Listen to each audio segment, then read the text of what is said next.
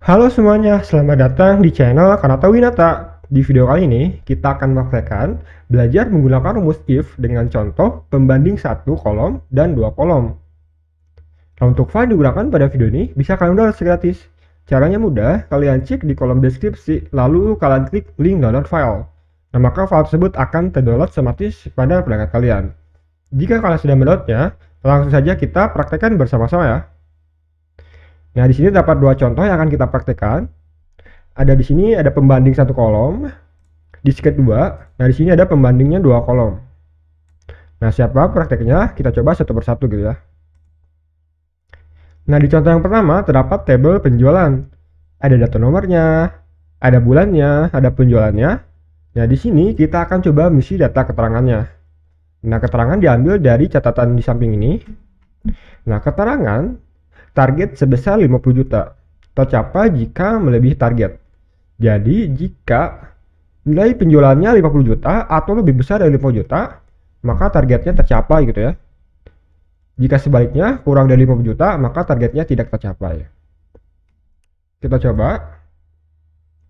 Di sini kita bisa gunakan rumus yang namanya if ya. Kita ketik sama dengan if tab jika. Nah, jika nilai penjualannya lebih besar sama dengan 50 juta. Kita ketik 50 juta gitu ya. 50 to 23 to 23. Titik koma. Nah, value if true jika benar nilai penjualannya lebih besar dari 50 juta atau sama dengan 50 juta, maka hasilnya tercapai gitu ya. Terkutip tercapai. Terkutip titik koma. Jika sebaliknya kurang dari 50 juta, maka hasilnya tidak tercapai. Terkutip kita masukkan saja tidak tercapai.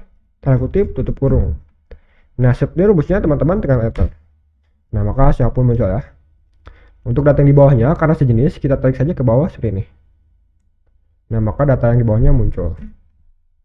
Kita cek satu persatu ya. Nah, di sini yang pertama tercapai karena nilai penjualannya 52 juta, targetnya 50 juta, maka dia tercapai ya. Nah, di sini bulan April ini tidak tercapai nih. Kenapa? Karena penjualannya hanya 14 juta. Sedangkan targetnya yaitu 50 juta. Maka dia dinyatakan tidak tercapai. Nah, jadi seperti itu untuk contoh yang pertama ya. Semoga kalian paham. Jika sudah paham, kita pergi ke contoh yang kedua di sini. Nah, di contoh kedua juga sama. Terdapat tabel penjualan, ada nomornya, bulannya, pembelian. Namun, targetnya di sini terdapat kolom pisah gitu ya. Nah, ada satu kolom untuk targetnya. Jadi kalau tadi yang contoh pertama tidak ada kolom targetnya, kalau di contoh yang kedua terdapat kolom targetnya. Nah, di sini juga sama keterangannya, target tercapai sebesar 5 juta, tercapai jika melebihi target. Kita coba. Ketik sama dengan if jika nilai pembeliannya lebih besar sama dengan, nah, kita klik di sel targetnya, titik koma. Value if true jika benar maka hasilnya terkutip tercapai. Terkutip titik koma, sebaliknya terkutip tidak tercapai. Terkutip tutup kurung. Nah, seperti rumusnya teman-teman tekan enter. Nah, maka hasilnya pun muncul ya. Nah, hasilnya sama. Pembelian 50 juta, target 50 juta tercapai gitu ya. Misalnya kita ubah di sini targetnya jadi untuk bulan Januari targetnya jadi 100 juta misalnya ya. Enter.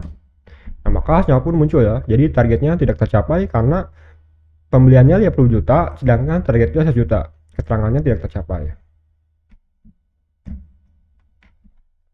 Nah, jadi seperti itu teman-teman untuk cara kedua.